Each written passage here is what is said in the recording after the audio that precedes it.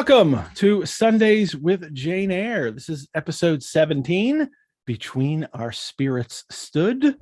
We're going to be covering volume 2, chapter 9 or chapter 24 of Charlotte Bronte's Jane Eyre. I'm Edward G. Pettit of the Rosenbach in Philadelphia. And joining me today as guest co-host is Adelle Hay. Hi, Adele. Hello. Great to have you here. It's very nice to be here.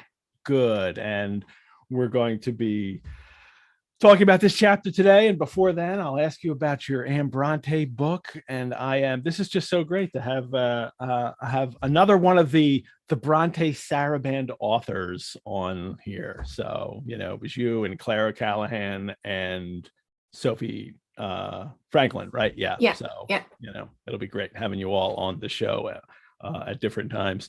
And welcome to all of our erudite Brontë source and airheads. If you're new to the show, just a note on our format. If you're watching live on Zoom, the chat is for you to talk to each other. And if you have a question for us, put it in the Q&A box. It's easier for me to follow that, and we'll do our best to hit as many of them as possible today. We're also streaming live on YouTube. If you're watching on YouTube, I encourage you to like and subscribe to the Rosenbach channel. Leave a comment on the show, liking, subscribing, comments. Even on past episodes, they help us gain greater visibility and grow our audience. So thanks, everybody. Adelle Hay is a PhD student at the University of Loughborough. Is that how I say it? Loughborough? Loughborough. Loughborough. At At the University of Loughborough. Her research focuses on Anne Bronte's changing literary and personal reputations and how these have been affected by the posthumous editing of her works. Prior to starting at Loughborough, Adele was trained as a physicist, but her lifelong interest in books and literature eventually resulted in a career change. And in 2020, after 3 years working as a bookbinder, her first book, Anne Brontë Reimagined: A View from the 21st Century, was published by Sarabande. So that's it, man. You've had like a life in a little bit of time too, Adele. So that's really great. How did that career change come about from physicist to literary critic or literary historian, or however you describe your own work? Well, apparently to everyone except me, it didn't really come as a surprise. I'd always enjoyed reading. English and art were my favorite subjects at school, but because I was good at maths and science, I was gently pushed in that direction. I'm very glad that I did it. I now have a lot of very interesting tools that are helping me with my PhD research. But yeah, I started life as a physicist. I was doing that for a long time. When I realized I'd taken that as far as I could, I was very, very lucky and got a job as a bookbinder. So I spent 3 years making photo albums, making wedding albums, helping to fix family Bibles. It was very exciting. I really enjoyed that. And then a kind of chance meeting with Clara Callahan led me to writing the book about Anne Brontë. Mm-hmm. But the interest in the Brontës had always been there from being maybe 10 or 11 years old. How does, you mention that there's certain things that kind of help from the science and having that knowledge in doing your literary studies? How does that come about? I'm very interested in how Anne Bronte's works were edited, and part of my project involves going and taking a lot of pictures of books and of I haven't taken the pictures of manuscripts myself, but I have images of manuscripts of Anne's poetry, and I'm working on digital archives and digital editions of books, and that involves a lot of coding. And if I hadn't had that prior experience, the technical experience, I think I'd be struggling quite a lot at the moment. It's because it's the learning curve is quite steep, but I'm finding it quite enjoyable. Are you every professor, other literary person's best friend, because you can do you can figure out that kind of stuff? So don't people ask you that for help doing that kind of thing about their websites and all that? And no? I'm a long way from being able to build a website at the moment, but technical thing, so I get a lot of people asking me how to use Yeah. Word, and there's a even program simpler. that, Yeah, just like very simple, questions you get about that. Yeah. So yeah. how did you so your your interest is and your research is really focused on Anne Brontë right now. Do you have how did you first read the Brontes, and do you have, especially for our purposes, not that Anne's books aren't important too, but do you have a Jane Eyre story? Yeah, so I think when I was 11, I was taken to the Brontë Parsonage Museum for the first time. I'm very, very lucky, and I grew up. People in Yorkshire refer to Lancashire as the wrong side of the Pennines, which is this, you've got the moors and this very beautiful kind of Brontë area. But yeah, so I grew up very just on the other side of the hills to Haworth, pretty much. And we used to spend a lot of time in Haworth and nearby Hebden Bridge and Halifax, where the Brontes went a few times. Bramwell Brontë had friends there and things. But yeah, I was about 11 or 12 the first time I went to the Brontë Parsonage Museum, and I hadn't really heard about them. I'd never read anything up till that point, and my mum's friend decided that we were just going to go to the museum one day. So that was my first introduction, and I remember seeing the miniature books and the tiny books and their tiny, tiny print, and seeing the maps that they'd drawn of Gondal and Angria and Glasstown and everything. And I remember thinking, wow, these people were weird 11-year-olds just like I was, because I would do the same kind of thing. I'd sit and make my own little books and write stories and draw maps and things. And it was quite, even though they were born maybe, almost 200 years before me, there was this amazing connection there. And I think a lot of people feel that when they go to the Brontë Parsonage Museum, because it is like going back in time and very, very personal. I mean, I was there recently and I was the last visitor in, and it was going dark, and I was very lucky, and I got to speak to someone who worked there who said that it's a really nice time of day, and he gets a lot of people asking him if it feels creepy or if it feels haunted or a little bit scary, when it starts to get a bit darker and emptier. And he said it just feels like a home that's been very well loved. So I definitely got that the first time that I went to the museum. And after we'd visited, my mum's friend let me borrow her copy of Wuthering Heights, which I still have.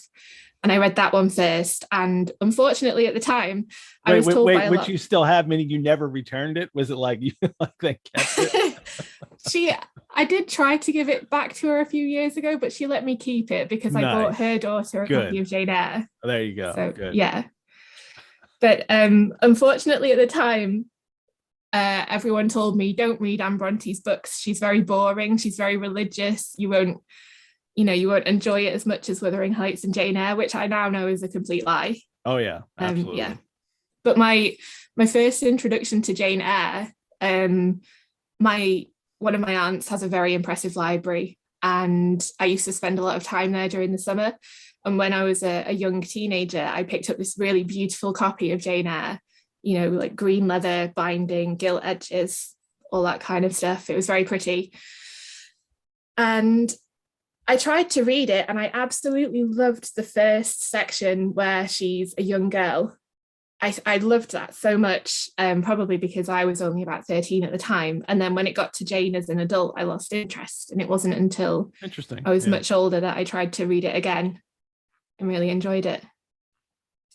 That's interesting. And I find that, the way that people identify with characters in books and need to feel represented is changing these days, actually, and changing for the better. But even just in the act of reading the book and as a child, and that's what was interesting to you, I think speaks to that a bit. Yeah, so that's and that's also usually people are like consumed with a book, like, oh my God, this is the book for me. But it took you more than one try. And I can't even tell you the number of books that I love now that I didn't get through the first time I tried to read them. So took me a few tries for Lord of the Rings, The Fellowship. I kept trying it and then kept getting bogged down and not doing it. And then it hit.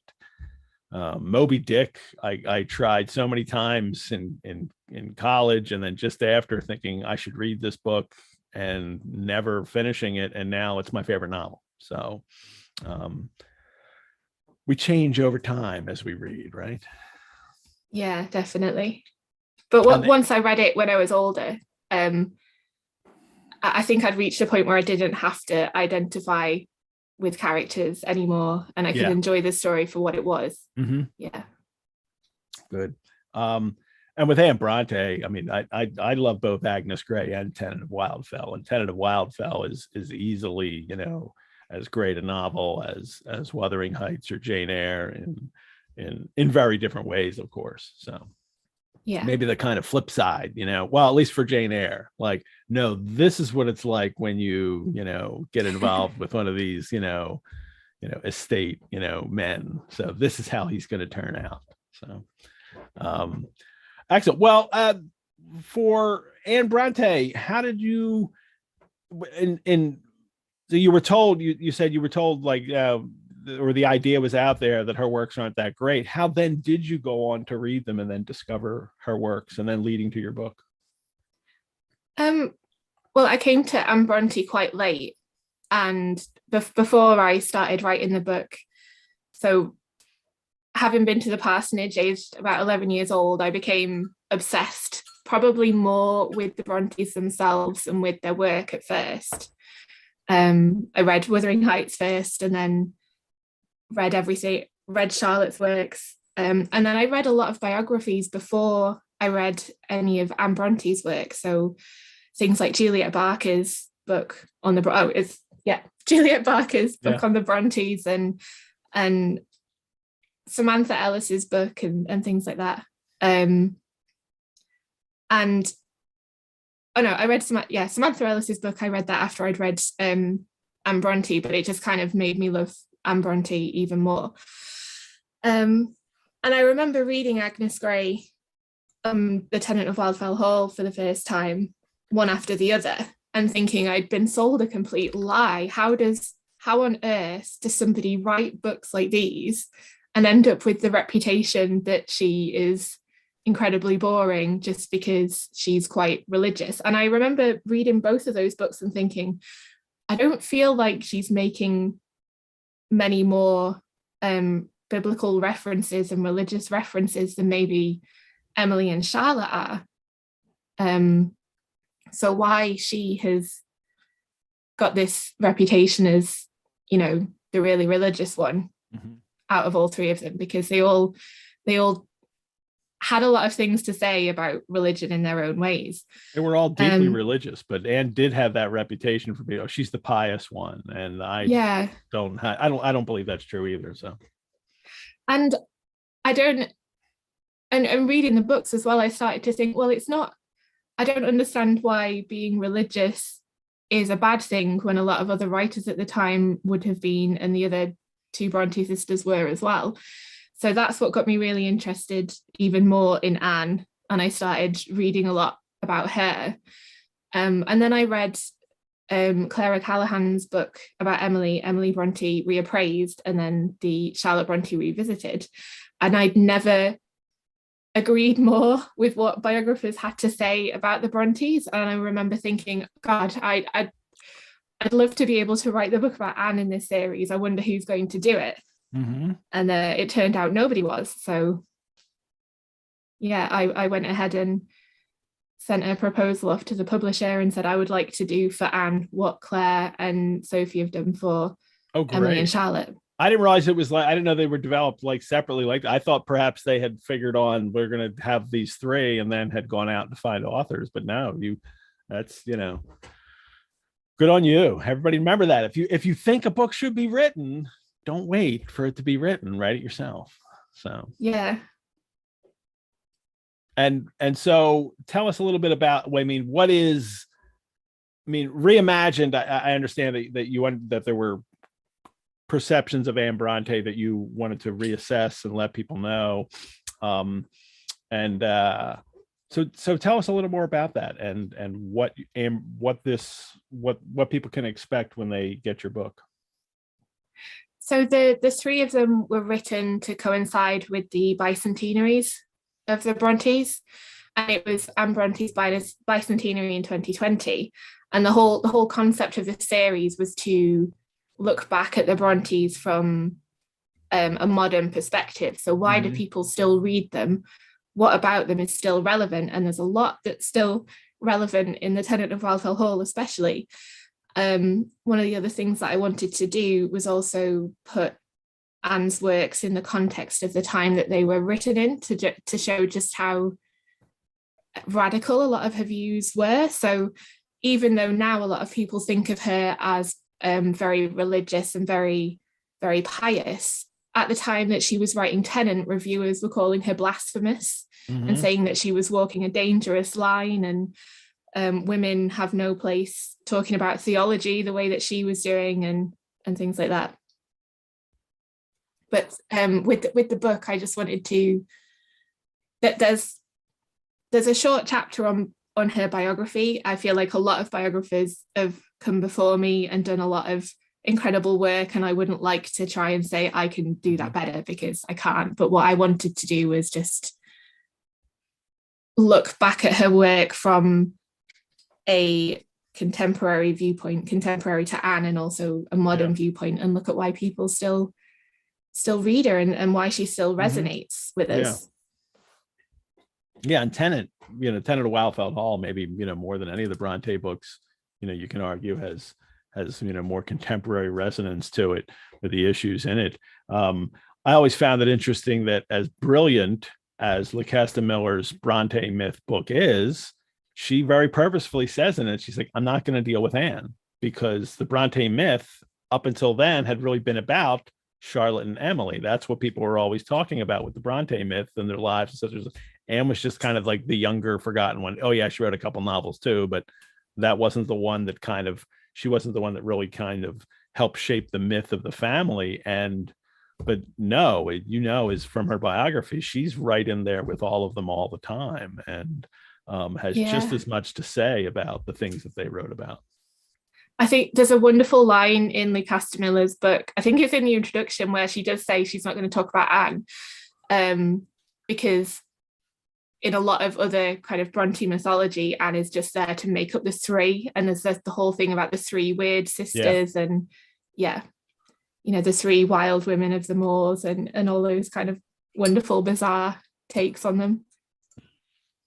Well, Anne has been in the forefront now, and I'm glad of that. So thank you. And I haven't read it yet, and I haven't read the Sarabande books yet, and I'm looking. I obviously, as like everything I have to read for this show is so high, but I will get to it. I can't wait to get to it. Actually, almost in a sense, like I kind of one part of it a little bit about feels a little bit like, I just want to move through Jane Eyre and then get back to Anne, who I really loved so much. All righty. Before we get started on this, Barbara had a question about Juliet Barker and her book. And her book is it just the Brontës, Juliet Barker, Barker? Yeah. It's just the Brontës, right? Just the Brontës, yeah. And then I was also thinking too, the Samantha Ellis book you mentioned, is that Take Courage? Is that what it's called? Yeah. What is that? It's called Take Courage, Anne Brontë and the Art of Life. Yeah, by Samantha Ellis. So, and Barbara didn't catch the name of your biography again. Is Anne Brontë Reimagined: A View from the 21st Century. So you guys can look those up online and get them. Before we start, I have this lovely share from one of our audience, someone in our audience, and I asked if I could share it, and she said yes. This great, sorry, I'm a little slow on this sometimes. This great picture of all of her Jane Eyre books. And I love, she set these up and took a picture and sent it, posted it on our Facebook page. And I really like it. Jessie, who watches the show, but she rarely watches the show live. She always has to watch the replay. So she'll see this later when she watches the replay of the show. These are all her Jane Eyres. And I love this kind of thing that, if she sees a Jane Eyre book, she has to get it. Just so she can have them all. And then this is her favorite, and this is an older one, and it's 1866 at Carlton in New York. And I love it because it has this great little inscription here, and it presented to Kate A. Schrack by her ma, just M.A. by her ma. And she even writes A.D. 1868, like, well, as if we didn't know, Mom, that it's not BC anymore, but she has to be very proper in her inscription.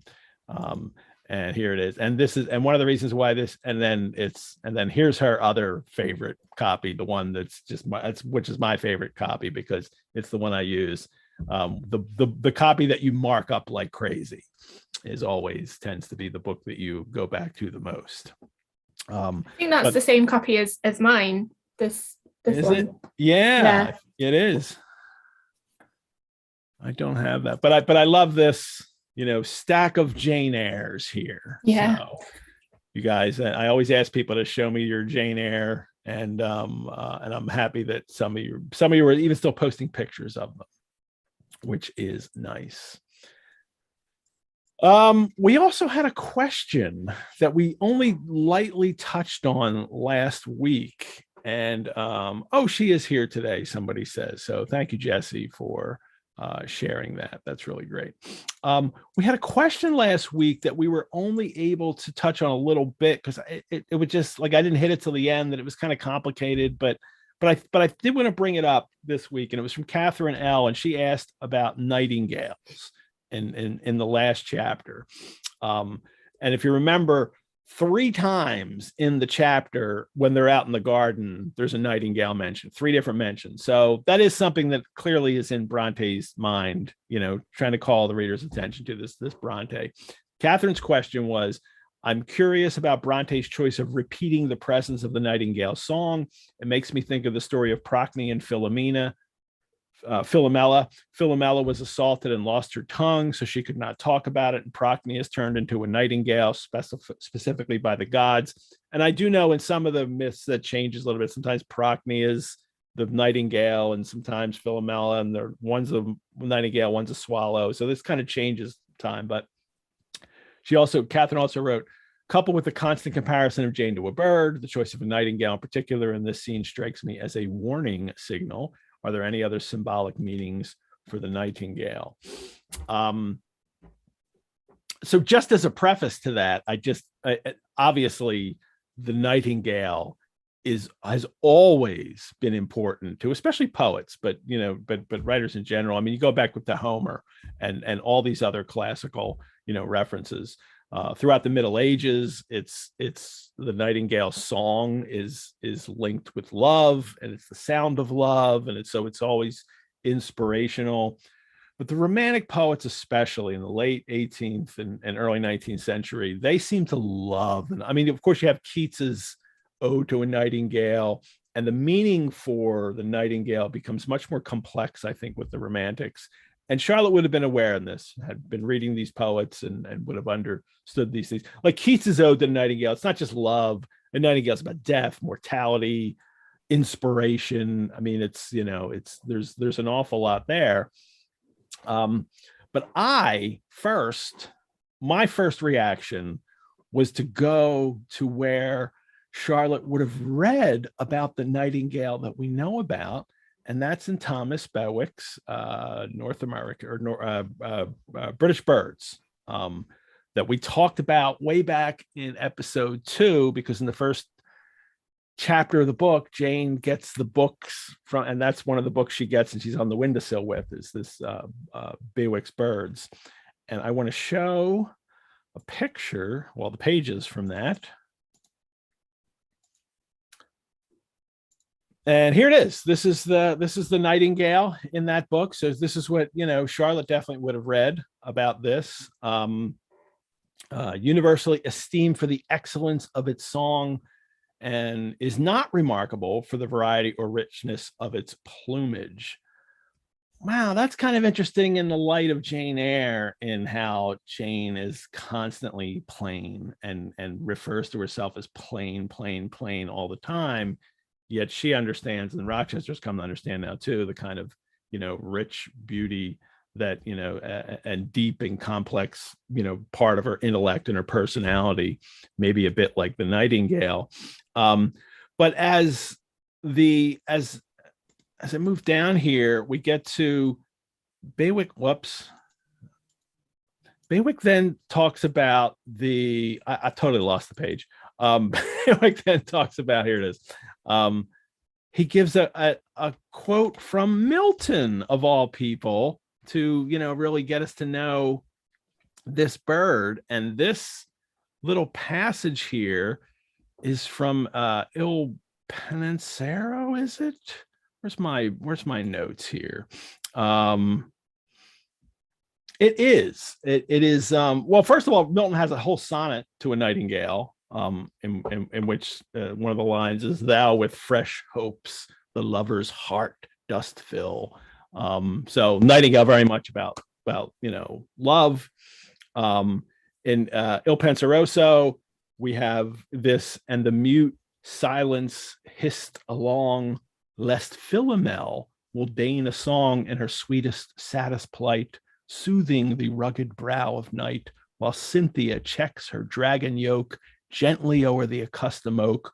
Sweet bird that shunnest the noise of folly, most musical, most melancholy, thee, chantress off the woods among, I woo to hear thy even song." So musical, but sweet, but also sad, melancholy. And Milton also, just like, you noticed, just like Catherine noticed, that this is, a bird associated with sadness and melancholy. So I think, and just one last little thing. We're in the garden, and there are so many Paradise Lost references in Jane Eyre.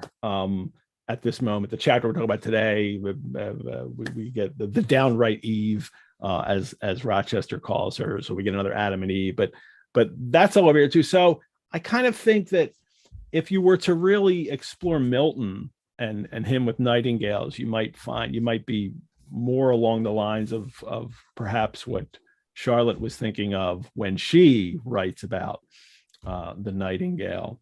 And Adele, do you have anything? Because I only asked you last minute before the show, like I was gonna mention the Nightingale. I'll stop the share now. Do you have anything to add to the Nightingale and Charlotte Bronte's use? Well, when you asked me about it, you brought up the Greek mythology that you'd been asked about, and it's really interesting that there's a passage from Milton in Bewick's Birds, because I think the Brontes would have been familiar with Milton, and Charlotte definitely would have read Paradise Lost, and what you were saying about how there are so many references to Paradise Lost throughout Jane Eyre as well. I know that you ask people sometimes about the paintings, Charlotte's paintings. Oh, the watercolors. Yeah, the watercolors. Feel free to talk about them. I love it. I remember reading a paper ages and ages ago about how the paintings that Charlotte shows to Rochester are actually a retelling of Paradise Lost from the point of view of Eve. And they make all of these connections between Paradise Lost and the imagery in the pictures. So you've got the cormorant on the ship. Satan is referred to as a cormorant multiple times throughout Paradise Lost, and I'll try and find it again, because it was quite out there, but combined with everything else in the book as well. Mm-hmm. It was quite interesting to see it from that point of view. And then also you've got the second picture that has the woman with the star on her forehead. You've got the evening star. Yeah. And then I think the final image, they said that the figure in the final image is described using the same words as a description for death in Paradise Lost. But I love that she puts all of these symbols in there. You've got references to Greek mythology, and you've got references to Milton. And I don't want to suggest that I know anything about Charlotte's personality, because we'll never get to know anything about her concretely. But I feel like sometimes she was putting these things in there to show off her classical education that should not have been available to a woman at that time. I know it confused a lot of critics who said she's clearly had this author has clearly had access to a very good education, and it makes me think of her preface to the second edition as well. It's almost incomprehensible, the amount of references in there that just kind of, I can't remember what any of them are. I know I've looked them up and gone, okay, that's what she means there, but she's filled it with references that only very well-educated people would understand. And I love it when she drops them into her novels as well. It's almost like a little code. Somebody who's had that kind of classical education would pick up on that and go, oh yes, this author has been to Oxford, or this author has been to Cambridge, and they have access to these books. They can read Latin, they understand some Greek, and it's not typical of women at that time to be able to, quote Greek mythology and quote bits of Milton and Shakespeare and things like that. So but she knows it. She's had this. She's had this at home. She's had this education. Yeah. Well, I mean, there's also the education that she goes off to in the school. Well, as a child, and they come home very quickly. But then also in Brussels for her, when she's studying French. But most of her education is at home. And Patrick, for all the issues we may have with him, wanted to make sure that his daughters, really were well educated in the arts and the classics and religion as well. Yeah. But sorry, yeah, I got completely sidetracked from the Nightingale there, but I think it's what we do. Yeah. It's really cool that somebody has picked up on that, and also that you had that passage from Milton there and right in like I go to Bewick's Birds and there it is, so that really ties in with me well. I mean, in the end, I think overall, if she's writing a kind of if she's talking about their courtship and love and getting together, and especially if it's in a garden at night, of course she's going to have a nightingale present, because that's what you would do at that time when you're writing that scene. I'm just that's the bird she's going to use if she's writing a garden scene. I don't see how she can leave that out in a sense, but she does mention it 3 times, so I think there's clearly I'm calling your attention to this, reader. And that's a really good question. And so, Catherine, I asking that question, I think you're right to connect it with that legend. I think that if you had asked Charlotte that, she may have, of course, said yes, of course. So Philomela and Procne, and she may have agreed with you. All righty, let us start to hit the chapter for today. In the previous chapter, Jane and Rochester finally reveal their love for each other. But what I found so fascinating in it, Adele, is how much Jane asserts her independence, her own name, her, I am, Jane Eyre, as he's constantly trying to get her to open up to him. And then she finally does. But there's so much independence that she, wants to stress in that. And I really like that part of it as boy, I mean, Rochester can seem so creepy now, to a modern audience, and that because of how we, view relationships and how we see them in movies and read them in books and how we interpret them. But it's nice to see her be so strong in the way that she can be strong in that and assert herself. And then completely miss the significance of the storm and the tree struck by lightning. And because she, as a couple chapters previously, talked about signs that nature shows, people, and it's a very kind of providential way of looking at, the universe.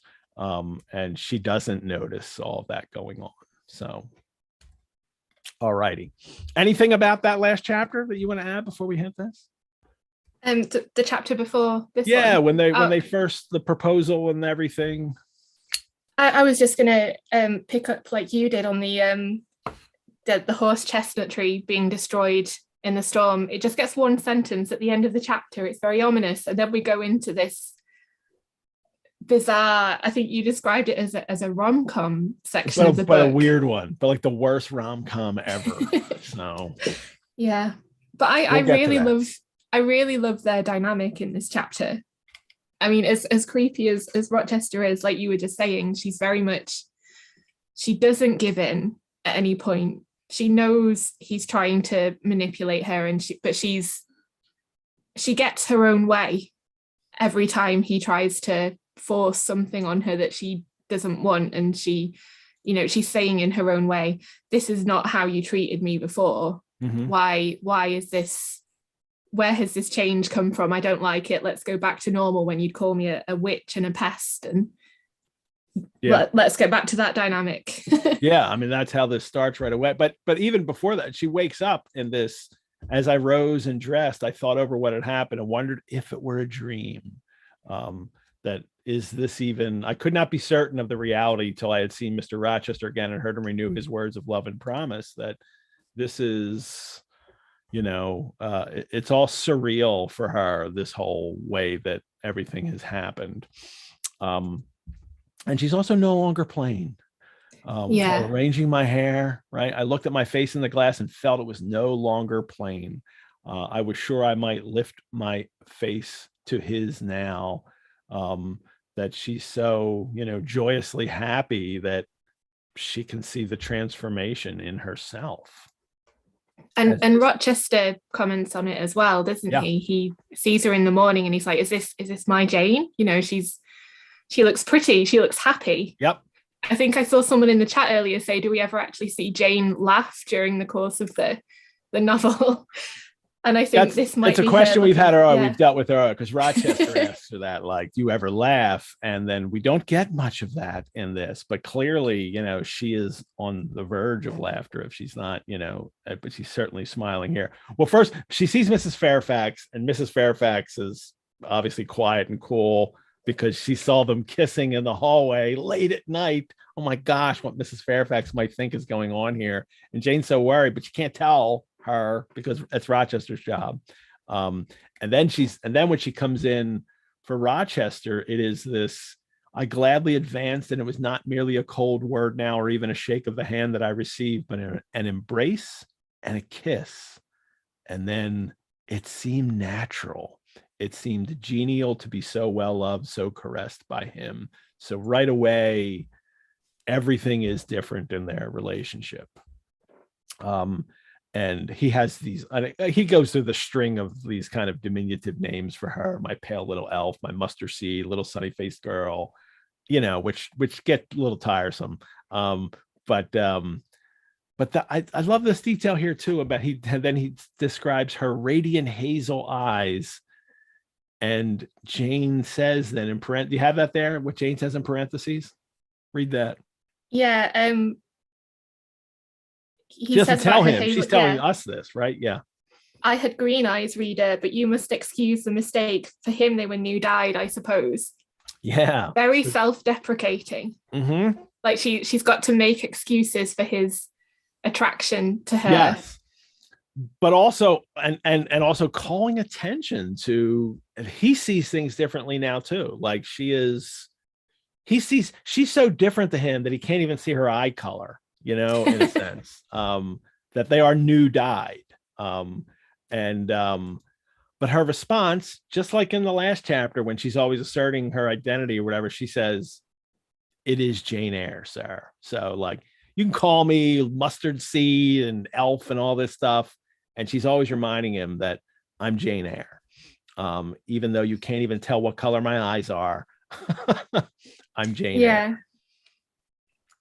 And I like that about her a lot. That's her Janie. That's one of her Janian replies, I think. That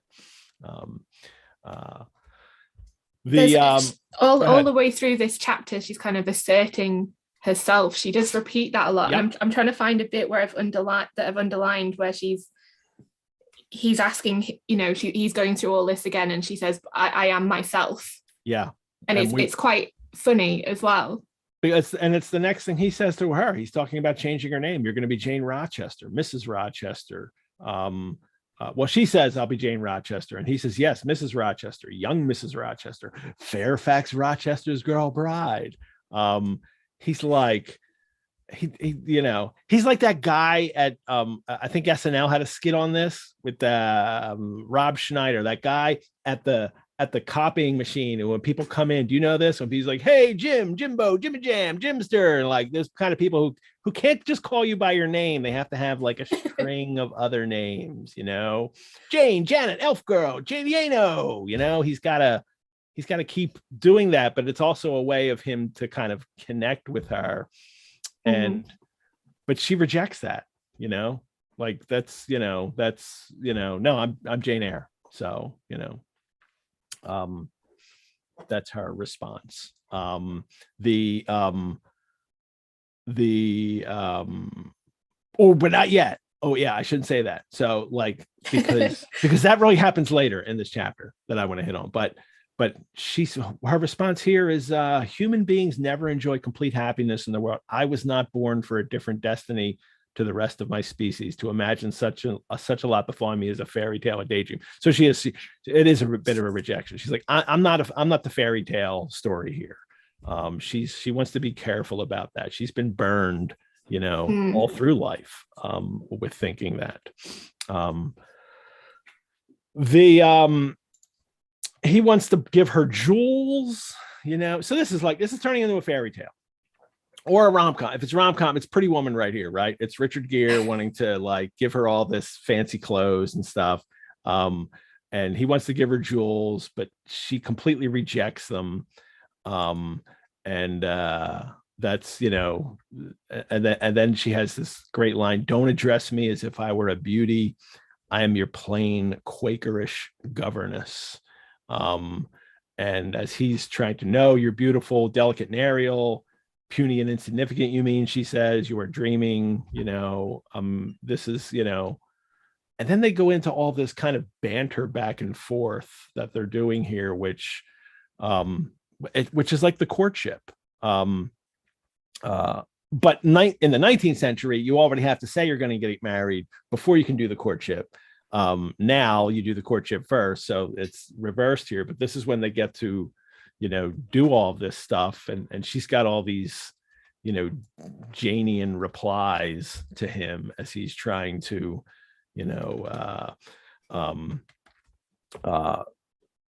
as he's trying to get her to say things, and they're very playful with each other, but in a pointed way as well. That it reminds me a bit of that kind of fast-paced banter, like in an Ernst Lubitsch comedy, or like Tracy and Hepburn kind of thing, as they're kind of going back and forth with each other in this chapter, especially the early part of this chapter. I always liked that you were talking about how the courtship can't really happen until after they're engaged or they've announced that they're going to get married. For Jane and Rochester, you've got all those sections in earlier chapters where it's evening, they're sat with Rochester and with Adele and Mrs. Fairfax, and like him looking at her paintings and getting to know her that way, almost like it's a courtship but not an official one. And so Rochester doesn't have to be on his best behavior. He doesn't have to be trying to impress her with, yep, I'll get the bank to send the family jewels and you'll wear them when we get married. And he's almost treating her the way that he was treating Blanche in a way. And I think she can see that now, and she doesn't like this change. She's very much like, I already know the real you. This is not the version of Edward Rochester that I'm on board with. You know, where's the version that will indulge me when I'm talking about weird fairy stories and things. And he tells one of his own in this chapter. Oh yeah, we'll get to that. Yeah, absolutely. Before we do to that, let me do a little mid-break message here. We bring Sundays with Jane Eyre to you for free. So if you'd like to support the Rosenbach through donation, you can do so at our website. And since this novel was published in 1847, we're asking for donations of $18.47 to support the show. Donations directly go toward keeping the show free and accessible to everyone. And I want to thank Kate P. from Doylestown, PA, who just donated this week. But you could also become a member of the Rosenbach, and members get free and exclusive access to some programs, plus 10% off of any of our reading courses, 50% off of any paid Rosenbach programs. There's lots of great programs and courses coming up. You can see them on our website. All the winter programs in January to March are on our website. There is Sundays with Jane Eyre merchandise available, mugs, t-shirts with our fantastic logo created by Anu Hay Ramsey. And here's my mug. There's an official bookseller for Sundays with Jane Eyre, a novel idea on Passion, where you can buy editions of Jane Eyre and books by authors featured on the show, like Adelle Hay's and Brontë Reimagined. Go on their website and order the book through them. Coming up on the show next week, Fionnuala Austin returns, author of Bronte's Mistress, right here, a book I really like a lot, a novel, and you get a lot of Anne in this novel too, because she's on the and because it's about Branwell and his affair, and Anne is there as a governess in that house. So Fionnuala Austin will be joining me on January 30th, and on February 6th, Claire O'Callaghan, author of Emily Brontë Reappraised, will be with us. And I just heard from Rowan Coleman, who writes the Brontë mystery series under the name Bella Ellis. Here's The Vanished Bride. And she'll be joining us a little later in February and actually in March too. So I'm really happy to have Rowan Coleman on her, and Bella Ellis. Some of you may know her as. So let us, and thank you for a connection with her as well, Adele. Let's return to the book. One of the things he promises Jane is that she's going to travel with him. And I think this is significant because not only has she always wanted to travel, and she says this from as a very young child, and this is the attraction to some of these books like Gulliver or Arabian Nights, they're in distant lands that she doesn't know. But he also says he's going to take her kind of on a retour of his own earlier travels. When I flew through, he says, when I flew through Europe half mad with disgust, hate, and rage as my companions, now I shall revisit it, healed and cleansed, with a very angel as my comforter. Not healthy for us, but to say it's not healthy for their relationship is much more complicated. I think Jane really likes this idea that she could be his savior, and we'll see that as this novel goes on. But that's how he sees her, right? She of course right away says, I'm not an angel. This is the bit that I'd underlined it, where she says, I am not an angel, and I will not be one until I die. I will be myself. And I always thought that this chapter was full of, I really like the humor that she gives to Jane Eyre, because that line especially, it reminds me of all of the bits from her childhood where, she gets asked, how do little girls avoid going to hell? And she says, I must keep in good health and not die. And it's that kind of how would you describe it, like talking back to somebody, but in a very subtle way. Like she knows exactly how to talk to Rochester to bring him back down. You know, he's gone off on his little, he's got this fantasy idea of taking her around all of the bits of Europe that he was drunk and angry in, and hoping that he'll have a nicer time with her just because, you know, she's his angel and things. And like, she wants to keep him grounded firmly in reality. Like she definitely wants to go, but she's not going to be there just to keep him in check.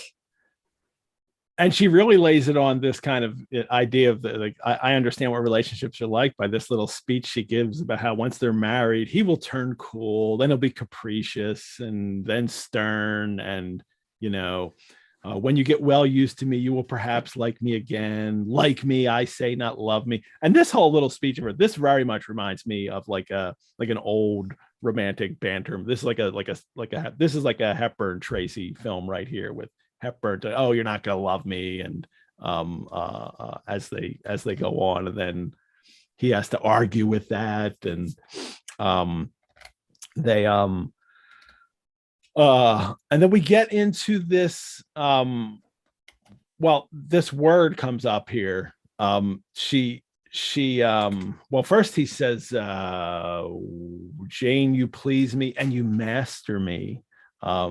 You seem to submit, but she doesn't. That he feels like, as you were saying, she kind of can subtly go in and take control of him. But their use of that word master too, which I'll mention later as when we deal with the poem, is fraught now. In the term master, to be master over someone it's very pejorative for most of us, and we can't help but think of a slave master relationship. But for her, it's more of a servant master relationship, but also a kind of student master relationship. And for Charlotte Brontë, it's not really a pejorative word at all. Her first novel that was later published as The Professor was called The Master. And she's quite okay with that, with him referring to him as the master, not in a 50 Shades of Grey kind of way. It is very much he's in that position, in not only in society but in the relationship, and she seems okay with it, right? Yeah, and it's something that I've noticed with all of Charlotte's novels. There is that master student relationship. I mean, it happens in Villette. You've got Lucy, which is just Snow her revising The Professor, anyway. And in Shirley ends up with her old tutor, and it's this is part of why I love this chapter so much, because we have this bizarre dynamic that they are talking about very openly. You know, he's saying that he likes how submissive she is, but he also likes that she can persuade him, she can over persuade, and she's very good at getting her own way. She has mastered him, but she still sees him as like this masterly figure. You know, he's 20 years older than her. She sees him almost as a teacher in some respects. He also is her employer. He's her master on multiple levels. But yeah, the fact that he says to her that, you know, Jane has mastered him, she's got the measure of him, she knows exactly what to say and do to not only get her own way, but also manipulate him in a way.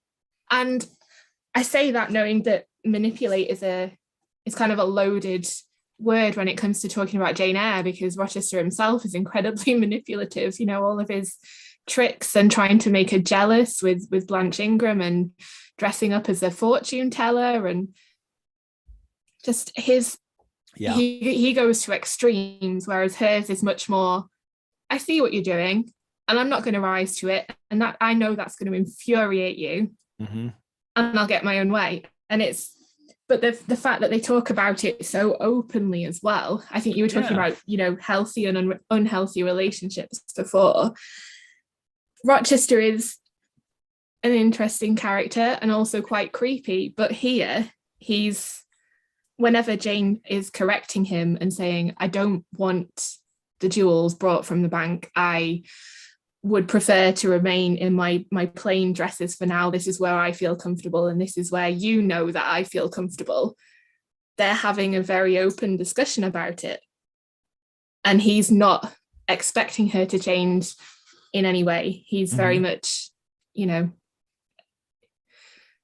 I wouldn't like to pass judgment on whether it's healthy or not, but it seems to work very well for them, and I really enjoy reading it. Yeah, I pass judgments all the time. I'm fine with that. Not, you know, they're fictional characters. I'm allowed to. So, but I love this. When he tells her, "Don't turn a downright Eve on my hands," and which I don't love that, but her response is like, she just says, "You've just been telling me how much you like to be conquered," like this, you know, like, oh, I thought you wanted me to be that way. So it's very playful and it's very back and forth, and they are finally kind of really opening up and being honest about this way that they relate with each other, and there's far less holding back, especially on her behalf now. So she finally is able to just go with all of this. And this is when she pushes him to, you know, why he led Blanche Ingram on and went through all that. She's like, you have to tell me this. And he admits to, because he wanted to make her jealous, because I wish to render you as madly in love with me as I was with you. And I knew jealousy would be the best ally I could call in for the furtherance of that end. That it was just a cheap trick to make her jealous. And then she's like, but that's so mean to Blanche. And he has the same response I had, like, Blanche needed a little humbling. And she also showed her true worth, Roch says, because she abandoned me as soon as she heard, when I told her as the fortune teller that, you know, that Rochester doesn't have that great of a fortune. You think he does. Then she's out. She wants no parts of him. So I, you know,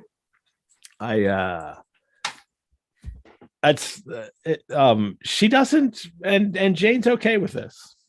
Doesn't, you know, it's, you know, she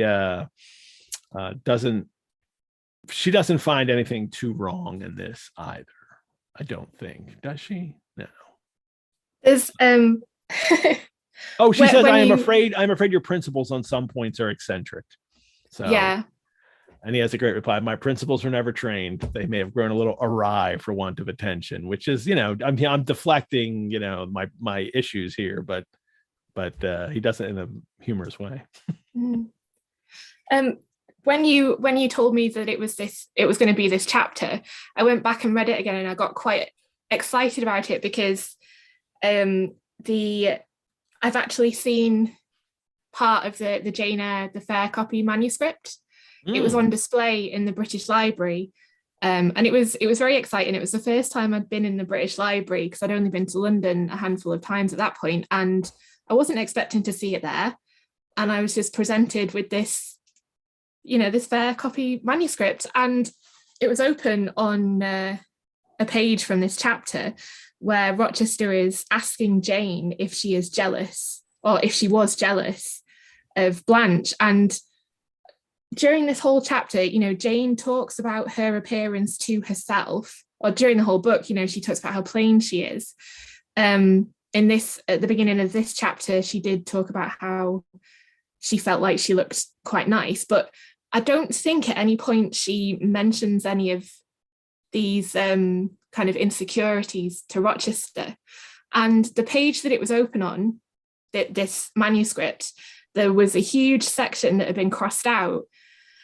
And it's when Rochester is asking if Jane was jealous. And Jane says, "Never mind, Mr. Rochester.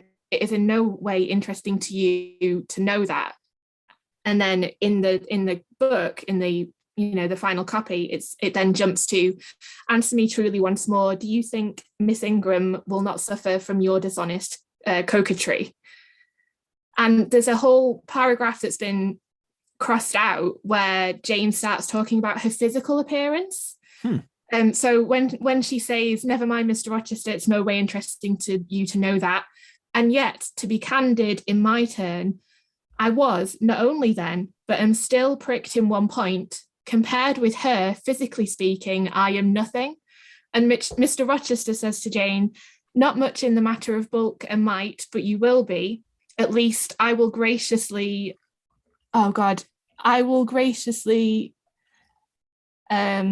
excuse deficiencies. And then Jane says, I am quite good enough for you. And I remember reading that. And at that point, I was still very much in the Mr. Rochester is a horrible creep camp. This was about 10 years ago. And I remember reading that and thinking, actually, yeah, she doesn't let Jane tell Rochester that she's insecure about her appearance. She doesn't let Jane say, I was jealous of how beautiful Blanche Ingram is. Because, and I thought it was just really exciting to see that Charlotte had decided to remove that. She's crossed the whole thing out. And it fits really well. If she'd kept that in, it would have jarred quite a lot in that chapter, with Rochester offering to buy her all these jewels and buy beautiful silks for dresses and things, because I liked that she doesn't let Jane admit that she was jealous of how Blanche, looks physically.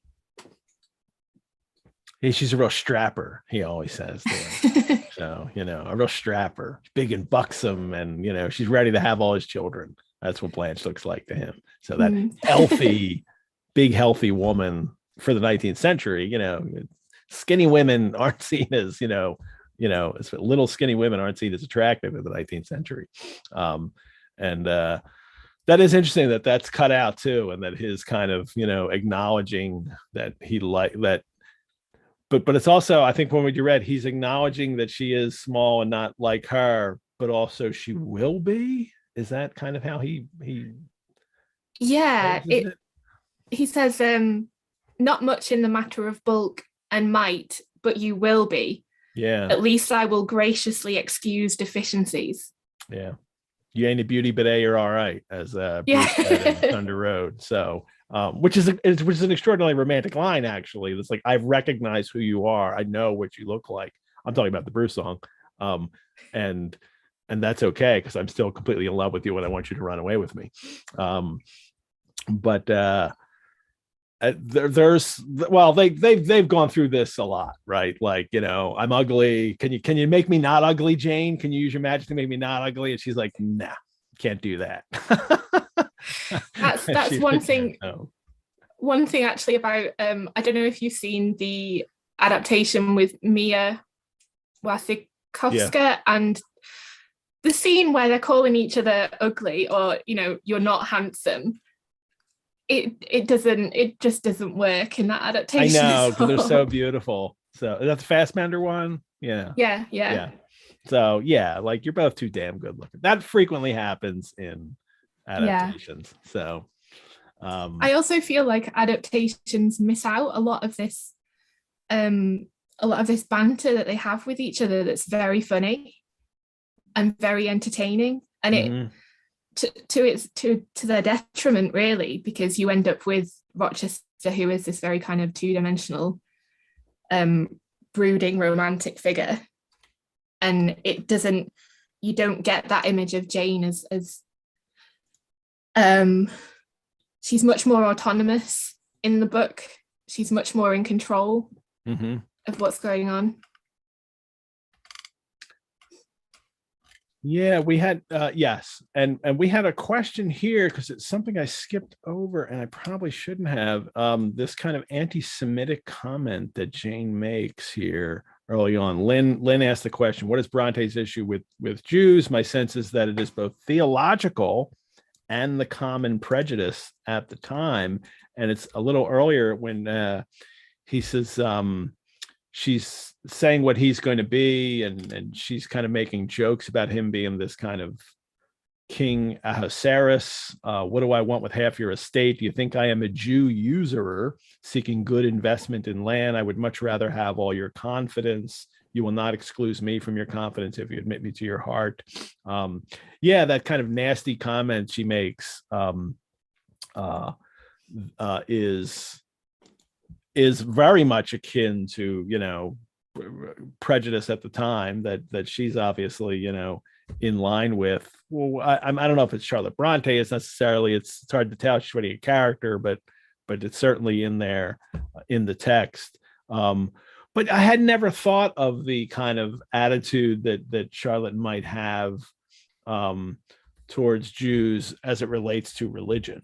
But this comment certainly, well, I mean, it's biblical with the king, you know, Ahasuerus, and so I don't know. Anything on that, Adele? I'll have to ask one of our other co-hosts is big on religion in the 19th century. And but God, any thoughts on that? Yeah, I'm not an expert on 19th century religion by any means, but reading about Anne and doing the research for the Anne book, I know at the time in the UK, there was a lot of prejudice for any religion that was not Protestant Church of England. So if you weren't part of the church, you weren't even allowed to vote. So, you know, if you were Roman Catholic, you couldn't vote. If you were Jewish, you couldn't vote. If you were any of the dissenters, so if you were Methodist, which was an offshoot of the Church of England, you couldn't vote. Mm-hmm. And Charlotte Brontë has a lot of very troubling opinions on a lot of anything that she sees as other to her. So the way that in Villette she writes about French students is not very nice at all. The way that she writes about Roman Catholics. Yeah, we've had that in this, and we've noticed it too. Yeah. And she just, as much as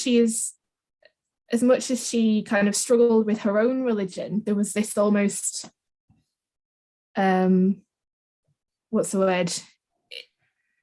The backlash that she had for other religions that weren't her own was even more exaggerated. And it'll be a product of attitudes at that time in the UK to other religions as well. Yeah, it's certainly there. And she's not, but that, that prejudice shows up in Jane Eyre and the character of Jane Eyre, and we know it also shows up in Charlotte Bronte's letters, at least as far as I know the Roman Catholic bias that she has, but yeah, it's always troubling to come up with a past like, come on, Jane, but sorry, that's where she is. But I'm very interested in the idea of the theological ramifications of it, though. So, but we'll because there's always there's that kind of exoticism, that orientalness to like the East and the Middle East that we see at several times in this book.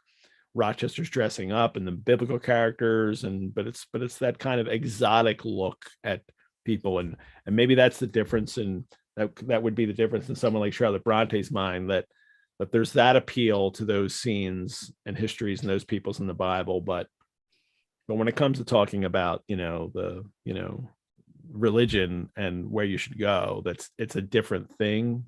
So that separated. If people are interested in the Brontes and religion, there's Marianne Thormalen. I don't know if you're familiar with her. She's a Brontë scholar who specializes in the Brontes' relationship with religion. I can write her name down somewhere for you to share with people if anyone is interested. We'll put that in the link and do that kind of stuff. Yeah, I'd love that. Yeah. Marianne also asked about Rochester and his principles. She says his principles were never trained. What do you really know about his upbringing? What do we really know about his upbringing? There was an older brother, and Rochester seems not to have been valued as a child. I don't want to preview that too much because I think we find out more in a couple chapters when he then opens up about everything that's happened to him and Bertha and all of that. So that's kind of but what we know so far, we know through Mrs. Fairfax, really, right? Mrs. Fairfax talks about, the family and how they've kind of left him to his own devices, and then he kind of came back and got everything. But I think it has been already mentioned by her, but also by Rochester, that he doesn't really think he was that he got the kind of attention, education that he needed from his family. But nothing in detail yet. We don't have any specifics yet about his life. So that is something we're going to come back to, definitely. All righty. We got a lot to get through here. Jane says, you got to tell Mrs. Fairfax. So, he does. And then there's this, I believe she thought I had forgotten my station and yours, sir, she says, is the reason why he has to tell her that, so that now we're dealing with class issues. We're dealing with, how they're supposed to behave to each other. And then so he tells her, and then Mrs. Fairfax is astonished. I'm astonished that you're, engaged and all, and then she says, do you believe him? Have you accepted him?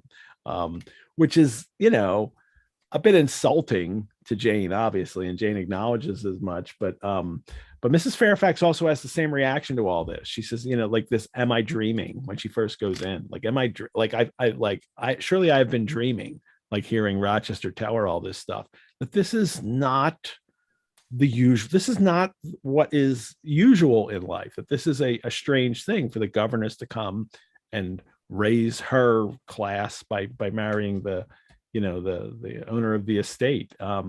And this is the problems that the warnings that Mrs. Fairfax has about equality of position, and then age, and then love. Like, she hits all of the things here. And I feel like she's kind of offering her practical advice here, like that she's suddenly becoming very Janeian in her replies and her questions. Like, and you've got to, because this is her perspective. She just sees this. She's watching her master give undue and inappropriate attention to the governess, and then she sees them kissing. And like, what is she to think? Of course, she's going to think that he's trying to seduce her. This is what men do. This is Anne Brontë would have been all over this. Like, this is, and her response is, Mrs. Fairfax, at final summation, is, you got to keep him at a distance. What does she say? I hope all will be right in the end, but believe me, you cannot be too careful. Try and keep Mr. Rochester at a distance. Distrust yourself as well as him. Gentlemen in his station are not accustomed to marry their governesses. And Jane, as we will see through the rest of this chapter, listens to Mrs. Rochester, or listens to Mrs. Fairfax, that she is that she's been in love, and I'm just going to be in love. And then when they see each other early in the chapter, the next morning, they're all kissing and hugging, and this is so great. And Mrs. Fairfax lets her know that, like, you can't do that. Not yet. You can't do that, clearly, but you've got to be careful here, or there's going to be trouble. Well, there's going to be trouble anyway, but not the trouble that Mrs. Fairfax thinks. It's still, even though they're having a lot of fun in this chapter, and a lot of the dialogue is really, quite funny, and you do get these serious bits where Mrs. Fairfax is warning her. And I love that line about the gentleman in his station are not accustomed to marry their governesses. It's just such a perfect summation of her feelings about it. But there is, I think that makes that continues that discomfort, or like it's still very clear that there's something slightly off. There's no, I think you said earlier, Jane is kind of ignoring all of these signs from nature, and there's no mention in this chapter of anything about Grace Poole or any of the weird goings we don't on. get It's any like of that mentioned. Yeah. So no, that's suddenly out. I think it's out of Jane Eyre's head now. Like now I'm not Yeah. even thinking of that. So, and Nikki just asked the question, how much of her Mrs. Fairfax trepidation is down to her knowledge or suspicion of who Bertha is? I don't think at all. I think we'll learn later that she doesn't know who this woman is in the attic or her relationship with Rochester. That Mrs. Fairfax doesn't know the relationship. But it's certainly knowing Mrs. Fairfax, knowing that her master keeps a mad woman upstairs in the house and keeps it a secret. Yeah, like he's operates on a different level than her status of people do. So well, because this is the point in this chapter. You mentioned all this fun banter back and forth I was talking about, and now it all changes. Now this chapter becomes something else, and it becomes something else right after Mrs. Fairfax warning. And first, Rochester doesn't want Adele to go shopping with him. He just wants Jane all to himself, and Jane has to advocate for her. And Jane, now Jane's starting to realize I need to be, kind of careful. She says, the chill of Mrs. Fairfax's warnings and the damp of her doubts were upon me. Something of unsubstantiality and uncertainty had beset my hopes. She's got to be careful with him, and she gets him to bring Adele on their shopping trip with him, and then we get Rochester interacting with Adele in a positive way for the very first time in this book. He's always nasty, like, I don't want any. Well, even there, he's like, I don't want any brats with us. But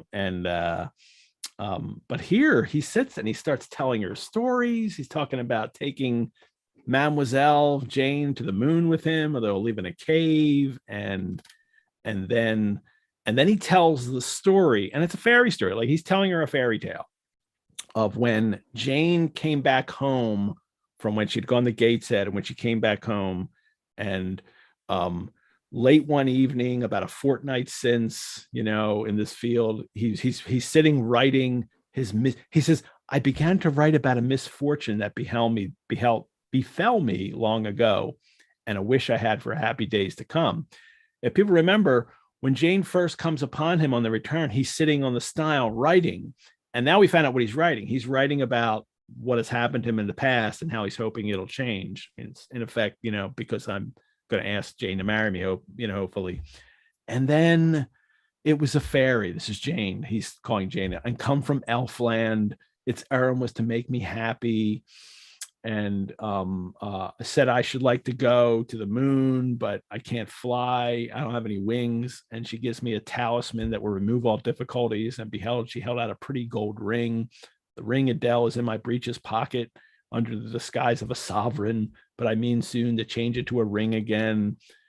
I mean, it's not just him trying to put into a way that Adele will understand, as it is that, but it's also his whole he's trying to live the fairy story. He thinks that's what this is. He's the prince that gets saved by this elf or this fairy in the story.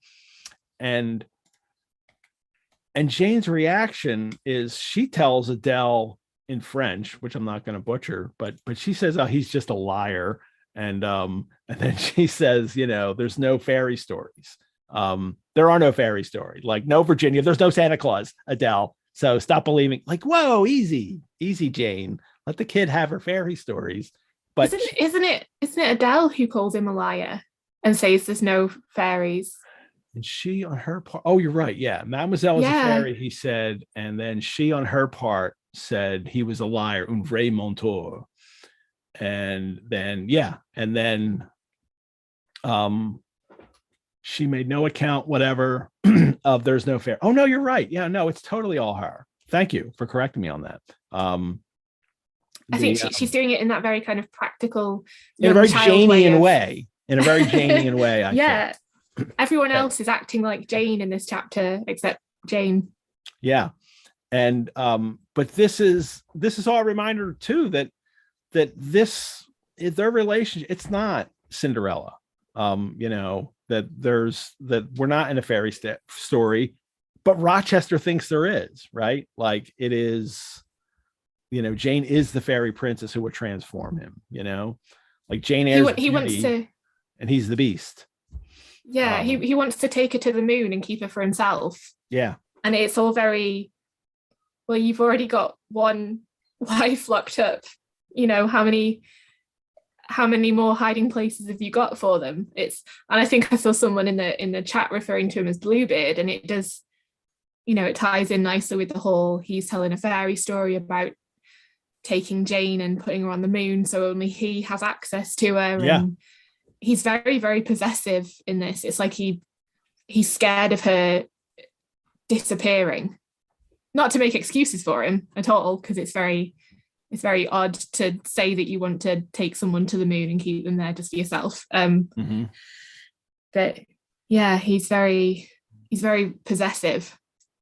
And I think Adele does do the practical Jane hit thing here. Yeah. And she says, well, but she won't have anything to eat, and what are you going to do for clothes? And she'll get really cold up there. She'll get bored. She won't be able to talk to me. Like, all very Janeian. She's, this is her student. So of course she's going to see life this way. That now we realize what Jane has been instilling in her all this time. This, like, be practical. This is like, stop being this, kind of just focusing on, I guess, being a little coquette in your pretty dresses and all. Jane, it seems like, has been teaching her to be practical about life. So now we get into the dress shopping and milk. This is where, like, in the movie, it's like the rom-com movie, and it's like a music montage, trying on clothes and facial expressions. But in this book, this is like why it's like the worst rom-com, because it's a degrading experience, this kind of makeover that Rochester wants to have for Jane, and she utterly rejects it. Her cheek burned with a sense of annoyance and degradation. She recognizes it for what it is, that, like, he's trying to shower, he wants to dress her like a doll, she says, shower her with gold. Another classical reference here. The second Danae with a golden shower falling daily around me. And it reminds Jane that, like, wait a minute, that's right.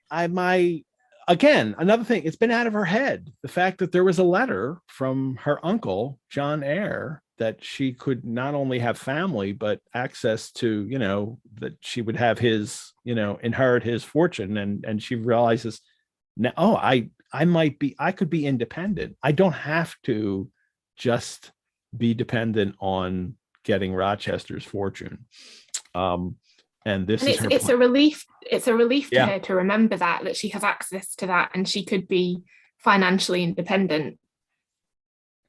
I mean, she's hyper aware at this point in the novel too of their difference in station, that, he is the, the Lord of the Manor, and she is, she's a governess, but in a sense, just the servant girl. And she's really aware of it. And Mrs. Fairfax had to remind her of that.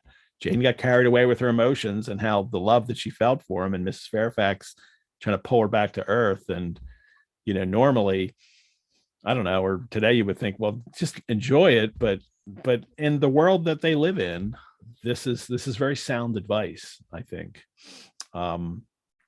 And now when they come back, she's not letting him, tease her, and she's not going to behave as she did in the very beginning of this chapter. She's going to she's going to act like it's their banter is now all pointed, and it's kind of, now they become like Benedict and Beatrice in Much Ado. Now it's like, it's like a battle, through the rest of this chapter between him.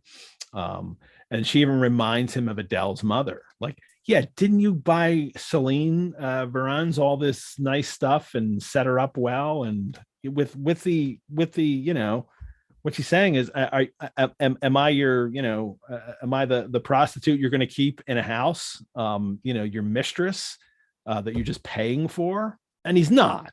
I mean, I don't think he sees her that way, but it is still the same behavior that he's practicing.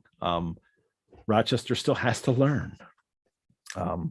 This is not, the way he should be treated. This is not treating her like an equal, as she has demanded that she be, and that he has said that she is.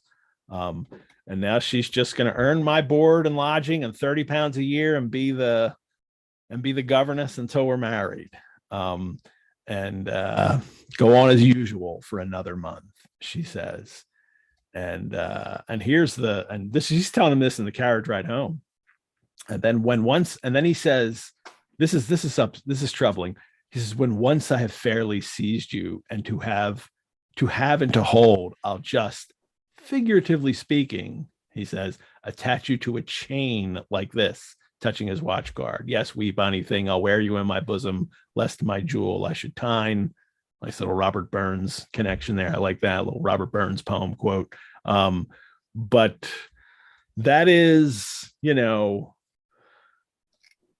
he sounded like Arthur Huntington in Tenant of Wildfell Hall suddenly, not the way, he not, it's a little bit, he's like the giant capturing the princess now in his fairy tale termini. It's a threat to her, a loving threat. Oh, I'm just joking kind of threat, but if the language he uses possessive and not of equality. So, well, the one, and then we have to get to this, the poem, right? Now Jane is determined not to spend the whole time in a tete-a-tete conversation when they're alone together. And one of the ways she do this is she's, I'm going to get him to sing a song. And so she does. And he sings this ballad, which is a Charlotte Brontë poem, but it's also a poem that has changed over time for Charlotte Brontë. And let me share that. Let me share this. It's a poem that she wrote. Let me, where are my notes on this? It is a poem that she had written called, when the first line was, "At first I did attention give," is generally the way people know it.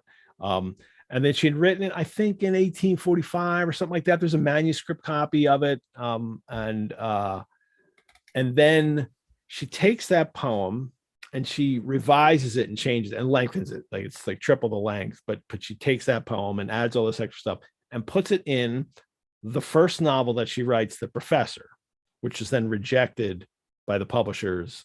And then she writes Jane Eyre. And then she takes that same original poem and then rewrites it for Jane Eyre. And this is, where is it here? I'll share this. It's just got all three poems on it. It might be a little difficult to really see depending on the screen that you're using to watch the show, but it's the original poem here. And then the Professor, as it appears in The Professor, and then as it appears in Jane Eyre. And you'll be able to see here that it is, as I scroll down, the one in the middle, the Professor one is quite long. It's like 3 times the length of the others. But in the original poem, we get a little bit of this, and you reminded me, Adele, this is the was this the manuscript poem? Was this one of the ones that was just acquired? What was just acquired from that Heranisfeld collection by the I don't actually know. No, it wasn't this. What they have of Charlotte's. It was something else. So that we were talking about earlier. But the the first poem, at first I did attention give.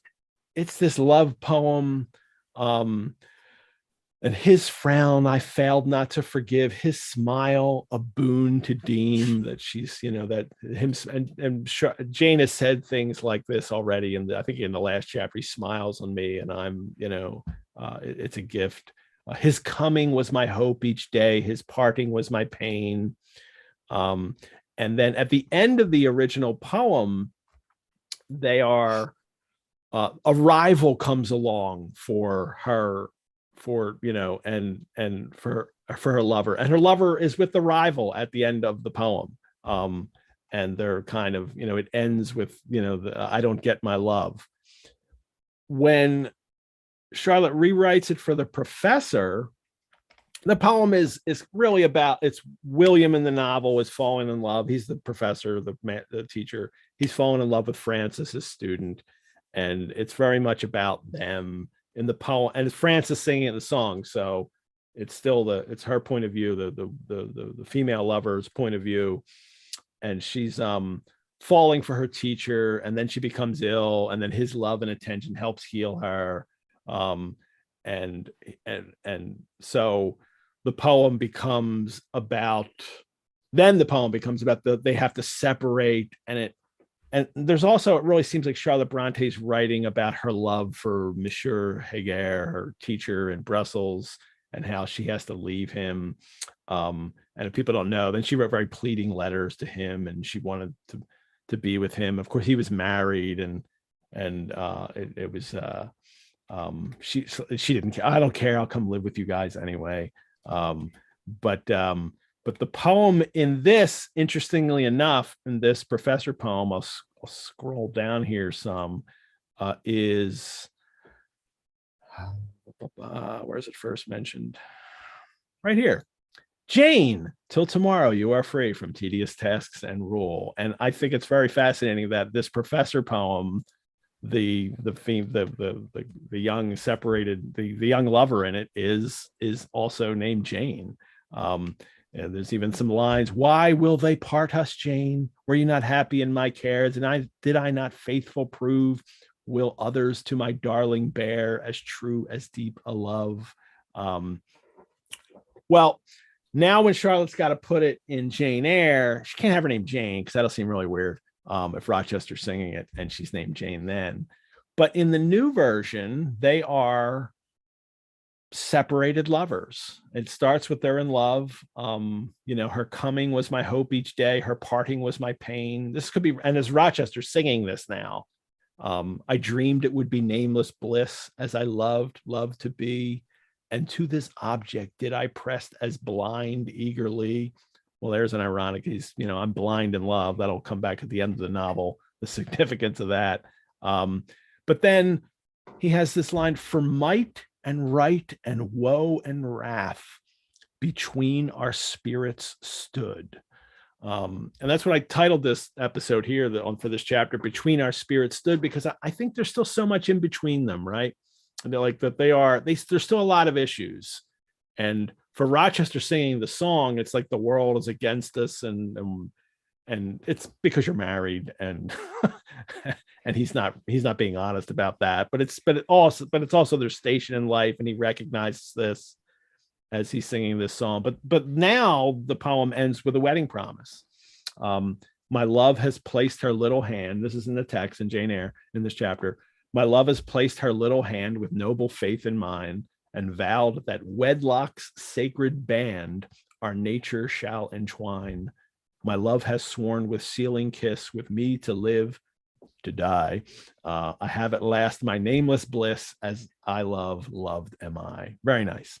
But I'm fascinated the way that Charlotte Brontë can't let go of this poem. I have to use it, and reconstitute it is, in whatever thing that she's writing here. Let me stop that share.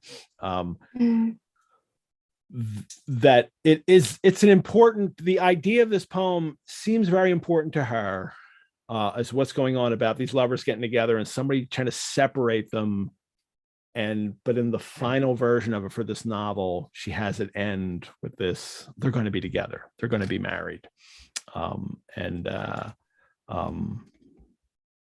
So that's the poem. Sorry, I went on a long rant there, so I had a. No, this is kind of what I'm doing my PhD on, like the evolution of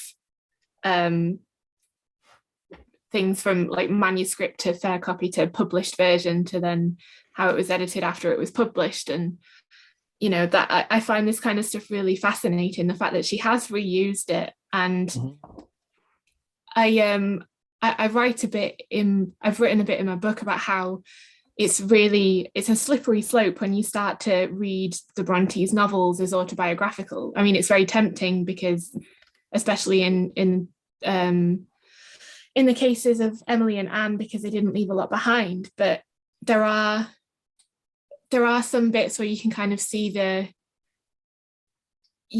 something, they've put something that is important to them personally into the novel. And I think this poem is a really good example, and it kind of comes back to that relationship that Charlotte keeps coming back to in all of her work, the master-student relationship. And it was clearly very, it left quite an impression on her. And to kind of reuse that poem that clearly means a lot to her, it's really interesting that she would use it and then give them the nice ending in Jane Eyre. And they're radically different, these three poems. But but it's clearly the same poem that she is now reworking into a different narrative for a different story for different purposes. And I think that when you use an author's art to then kind of to kind of show the areas of their life that you might not know, that I'm really never in favor of. But if you start with the biography, and if you know this about their life, and then you find the echoes in their work, I think that's where it's more like an echo of, this is things that I thought about and dealt with in my life, and now we can see a character dealing in it. And then when you get a poem like this that is really so kind of interweaved in her life and their other work, I find it really a strong connection. And she's a professional writer as well. There are all of these wonderful, bizarre myths about the Brontes that paint them as geniuses who were just visited by an idea and they wrote it in one go, and there it was perfect the first time. Romantic artist inspiration, writing, all that. But it really shows you how Charlotte maybe, she's been inspired by something. And also the poem, the original version is even this poem, even the version in Jane Eyre, actually, it reminds me of some of the things that she might have written for Angria and Glasstown, those big epic romantic poems that she was writing. So you've got echoes of that in there. Her experience in Belgium has probably given her more to think about. And it's really fascinating to see the way that she has stitched all of these things together. And like you said, you can kind of see echoes of her personal life. You can see the influence that all of her Angria and Glasstown writing still had on her. She was still writing Glasstown things and Angria things when she was an adult. And I think this is one of those really fascinating things that ties all of that together. Yeah, and I agree. And in this, though, when now Rochester does this song, now she's like, uh-oh.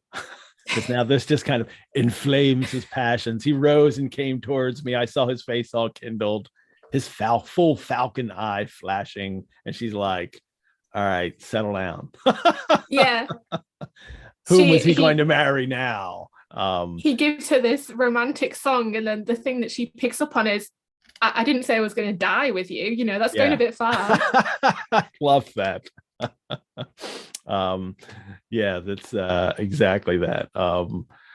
Where's that line? He might, yes. So death was not for such as I. Indeed, I had as good a right to die. This is him now. This is her. I had a good as right to die when my time came as he had, but I should bide that time and not be hurried away in a suttee. That kind of ceremonial burning of the wife, with the husband when he dies. Like I'm not going to go that far with you. And now this is, she's putting him off. She thinks.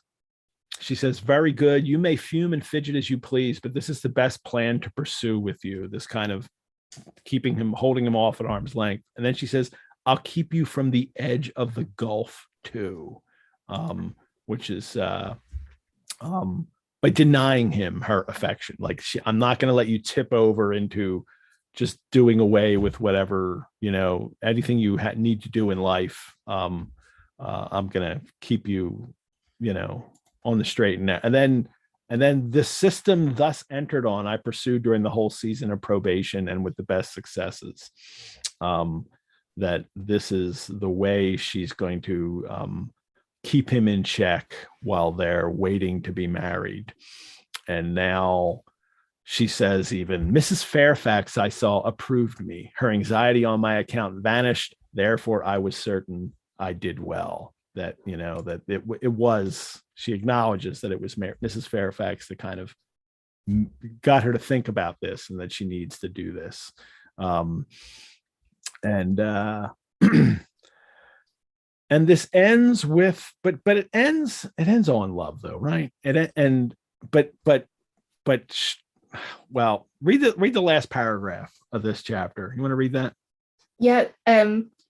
Yet, after all, my task was not an easy one. Often I would rather have pleased than teased him. My future husband was becoming to me my whole world, and more than the world, almost my hope of heaven. He stood between me and every sort of religion as an eclipse intervenes between man and the broad sun. I could not in those days see God for his creature, of whom I had made an idol. Now, a modern audience might not read that as severe as I think a 19th century audience would. That is a huge warning for especially a 19th century, practicing religion, religious person, that she has made of him an idol, that he's more important than God in her religion, that is not healthy for her. And I think Charlotte Brontë letting her readers know, like, this isn't a healthy relationship the way Jane is seeing it right now. Well, it was considered a sin to put your husband before God. Oh yeah. And she even calls him the idol, right? Yeah. Like that of him I had made an idol. So that is a big, I love this chapter. It's like, it starts like, oh, we're in love, and then all this like fun bantering back and forth, and then hit the brakes, and then it's like very pointed between the two of them about who they are and how they're supposed to relate to each other, but then it ends again with like, oh, I love him so much that I love him more than God. It very extreme and very foreboding for anyone who was reading it at the time, thinking, you're not supposed to do that. This isn't going to end well. And unsurprising for, a young person in love like that, right? So, I mean, this is, it's not like a realist novel, but clearly Charlotte Brontë understands what it's like, or thinks that this is what this character would go through in this situation. And I find that, interesting, especially as I mentioned before, I don't know if you heard, like the part of this novel is I think, in a sense, her kind of like rewriting and correction of Richardson's Pamela, and that in which like people don't behave that way and shouldn't behave that way. And yet here there's, especially as it's about a governess, and not that this is an instructional novel, but I think there's a little bit in there of that. So, all righty. Anything to add as we end this today? just that I love that she gets that dynamic back at the end where she says he's crusty and annoyed by me, but he's thoroughly entertained. Like they're back in that comfortable before where they dynamic. were before. Yeah. Yeah. Interesting. All righty. Yeah. Thanks for asking me to read this chapter. Good. I'm glad. Yeah. I'm glad you could jump on and do it. I told you I had a date open in January and you said yes. So that was really great. But Brontë Stores and Airheads, thank you all for tuning in today. We'll post this recording on our website. It's on our YouTube page. And if that's how you're watching, thanks for watching it there. We also have a Sundays with Jane Eyre Facebook group where we continue the conversation. I'll post that poem in its 3 different versions on there as well, so you can look at it a lot easier. But you can look us up on Facebook. Also go to the Rosenbach's YouTube account, like the Jane Eyre video, subscribe to the channel, leave comments there. All that stuff is great. I want to say thanks to Brianna, who was our chat Mrs. Fairfax today, for managing the links in the chat. Next week, Fionnuala Austin returns, author of Bronte's Mistress. She was with us for episode 7 when Jane first arrived at Thornfield. Fionnuala was, and now she'll be back to talk about Volume 2, Chapter 10 or Chapter 25, in which Jane is visited in the middle of the night by what she calls a vampire. So, all right, now we get gothic again in the next chapter. I'm very excited for that. If you're all looking for more virtual engagement, head on over to the Rosenbach website. Check out the other virtual offerings we have. The Rosenbach is also open to visit. You can see our website for how we're making it safe for you to come see our exhibitions and historic house in person. And please support the Rosenbach, which you can do by donation. We're asking for donations of $18.47 to support this show, but any donation is welcome. And if you're not already a member, I invite you to join. Adele, thank you. Thank you. Good. I hope you had fun with this. And yeah. I did. And I love your insights. And this is really great. And I really look forward to reading your Aunt Brontë book too. So that'll be so great. So playing us out over the credits, everyone, will be Pleated Gazelle's Secrets song. Farewell, readers. May you live entirely for and with what you love best on earth. Bye-bye, Adele. Bye.